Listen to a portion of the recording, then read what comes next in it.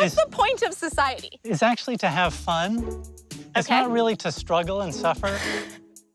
So this is a society in which leisure is prioritized. Absolutely.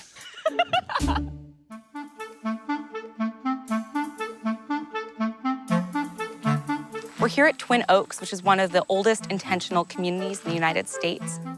Today, there are over 1,000 cooperative living situations registered across the country. Although, to avoid the term commune with its summer of love associations, they prefer to be called intentional communities. Here in Louisa County, Virginia, thanks to lax zoning laws and low taxes, a weird little cluster of communes has sprung up in the heart of rural red state America. There are 7 within an hour of each other, each with their own philosophy and vibe. Apparently, the anarchists in Acorn throw the best parties. Twin Oaks was founded in 1967 by a group that included a tough-minded, decidedly unhippie-ish former secretary named Kat Kincaid. She and her co-founders were inspired by a science fiction novel called Walden 2. Written by the infamous psychologist B.F. Skinner, it described an egalitarian cooperative society. Most people found this novel extremely dull and dense, but Kincaid and her crew loved it. And when they found out no such society existed, they created their own. We're going to meet with Keenan Dakota, who's lived here the longest of anyone currently at Twin Oaks. We're hoping he can tell us a little bit more about how this community functions. So everyone specialized their labor to what they want to do and what they're most suited to do? Yeah, that's the best thing about our system. I like doing construction. I like fixing things, and so I get to do that. Twin Oaks is an income-sharing community, which is kind of like 100% taxation. When you move in, you still keep all your assets and debt as your own. Then once you arrive, you work around 40 hours a week, both at Twin Oaks and sometimes neighboring communities. And in return, you get everything: food, housing, healthcare, even a small monthly allowance to spend on things like booze, smokes, and chocolate. But there's no boss telling people what to do and when to do it, which means certain tougher gigs can sometimes need extra incentives. For instance, they've recently appointed a tofu morale manager to boost the happiness of the residents who spend their days hauling bags of soybeans. Keenan is free to work however and whenever he pleases because the community actually makes good money. They generate $600,000 a year in profit from what have to be the most stereotypical commune businesses you could imagine: tofu and hammocks. Where do you sell the tofu? We sell the tofu to universities and to Whole Foods. So to major buyers. Yeah, apparently Whole Foods is going to start lowering their prices. So, are you worried about that? Well, then we can't sell our tofu for as much. So you're not immune to the shocks of the market? Indeed not.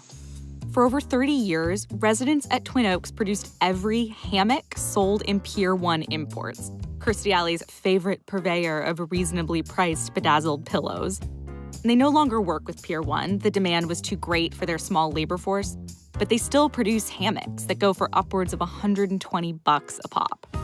This is the chair shop. This is where once we've milled the wood, we put it together and we sand it down, we inspect it.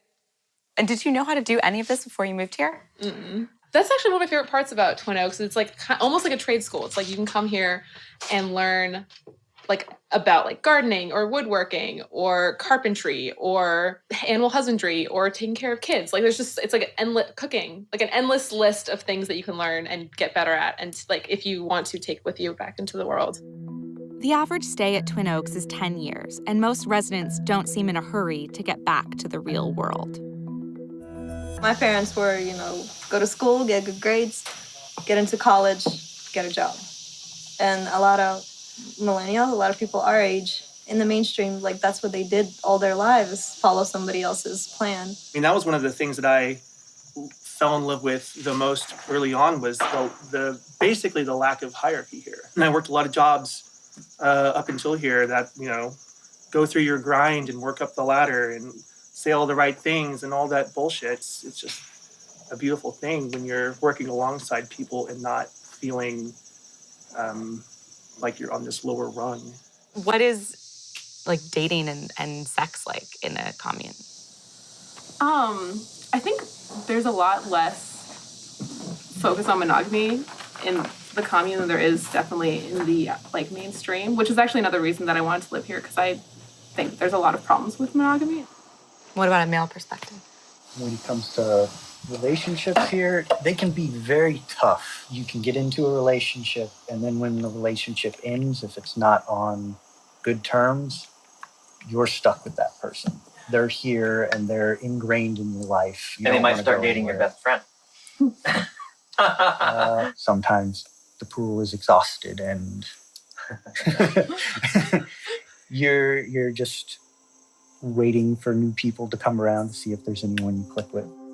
Admission at Twin Oaks is rolling. To join, prospective members come for a 3-week visiting period and then give the community 1 month to decide on their application. The criteria seems to be mostly if they vibe with the rest of the community or not.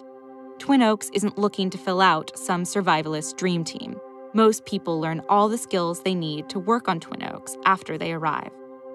Twin Oaks has endured not just because of disciplined work schedules and prudent spending, but because of their lucky partnerships with corporate America. Without Pier 1, they likely would have died out, along with so many other 1960s experiments in communal living. The great irony of residents' decision to opt out of mainstream capitalism is that they didn't really opt out at all. They just participate in a different way. In the global war of ideas, capitalism has won. The other ideas have lost. And so what we're wrestling with in our global culture is what brand of capitalism is going to win. Twin Oaks runs capitalist business. We sell our stuff out in the mainstream market. What we are doing is taking the capitalist system and providing more direct, immediate control. Isn't that fun?